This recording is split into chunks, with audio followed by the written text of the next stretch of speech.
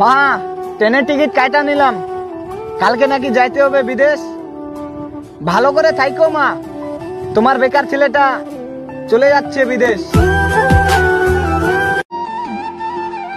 সবাই তো দুঃখ দেয়, ভাবছিলাম তুমি সুখ দিবা, কিন্তু না, তুমি তো কাটা জায়গায় লবণ লাগাইলা।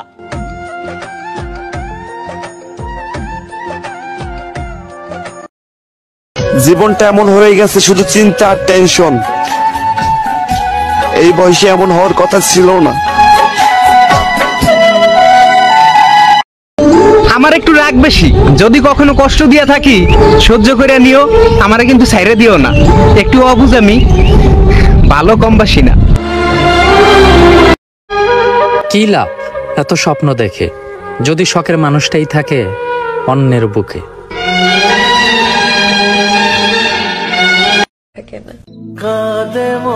ওহে আমার শখের মানুষ, তুমি আমারে হীরা পায়া কয়লার মতো ব্যবহার করলা। এমন একদিন আসবো, তুমি সেই কয়লার এই পাগলের মতো খুঁজবা।